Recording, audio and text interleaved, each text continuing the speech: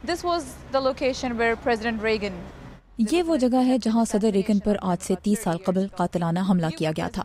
آپ اس دن اس جگہ موجود تھے. کیا ہوا یہاں اس روز؟ اس دن ہلکی ہلکی بارش ہو رہی تھی. میں ہوٹل کے اندر صدر کی کچھ شارٹس بنا رہا تھا جب وہ یونین کے ارکان سے خطاب کر رہے تھے. مجھے کہا گیا تھا کہ ان کے ساتھ اندر ہی رہوں. اس کے بعد میں بھاگ کر باہر آیا تاکہ اپنا کیمرہ اچھی پوزیشن پر سیٹ کر سکوں تاکہ صدر جب ہوٹل سے باہر نکلیں تو میرا کیمرہ انہیں واضح طور پر دیکھ سکے.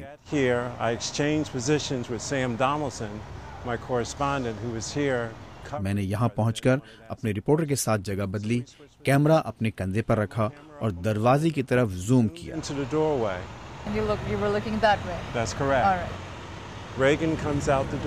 صدر ریگن باہر نکلے تو میرے رپورٹر نے ان سے سوال پوچھنے کے لیے کہا, مسٹر پریزیڈنٹ, مسٹر پریزیڈنٹ.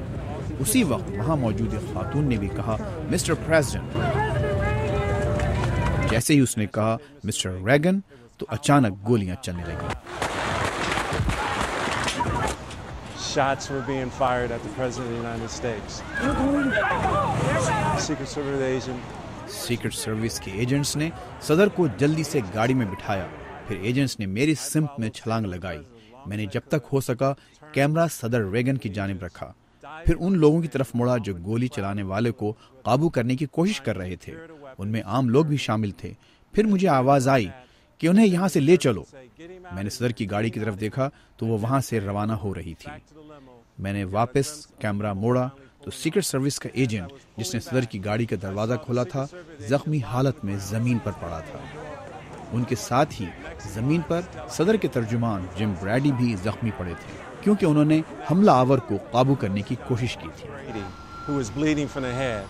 اتنے میں یہاں ایک گاڑی آئی اور ایجنٹس اور پولیس اہلکاروں نے حملہ آور جان ہنکلی کو گاڑی میں ڈالنے کی کوشش کی مگر وہ دروازہ نہ کھول سکے.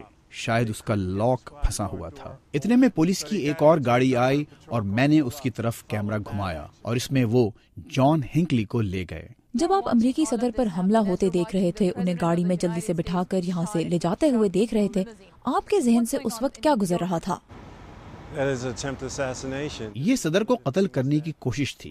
اور عجب بات یہ ہے کہ اس دن میں نے اس بارے میں سوچا بھی تھا کیونکہ جب صدر یہاں آ رہے تھے تو صحافیوں اور عام لوگوں کو ایک ساتھ ہی جگہ دی گئی تھی اور ایک چھوٹا سا بچہ بالکل میرے پاؤں کے درمیان کھڑا تھا اور میں سوچ رہا تھا کہ اگر یہاں کچھ ہو گیا تو کیا ہوگا.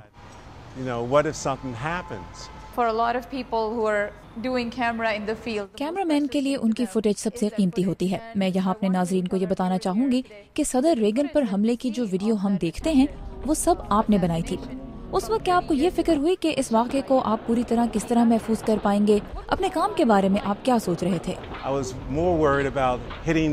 مجھے یہ فکر ضرور تھی کہ میں ریکارڈ کے بجائے غلطی سے اسٹاپ کا بٹن دبا کر ریکارڈنگ بند ہی نہ کر دوں. دوسری فکر مجھے تھی کمپٹیشن کی, یعنی اس ویڈیو کو کسی دوسرے چینل سے پہلے آن ایئر کرنے کی. میں نے یہ ویڈیو ڈرائیور کو فوراً دی اور حملے کے 15 منٹ بعد یہ ٹیلی ویژن پر چل رہی تھی. Details or any emotions. کیا آج بھی اس ویڈیو کے کوئی ایسے مناظر ہیں جو آپ کو جذباتی طور پر متاثر کرتے ہیں جنہیں آپ ذہن سے نکال نہیں پائے؟ Impact on you. Yes, seeing Brady.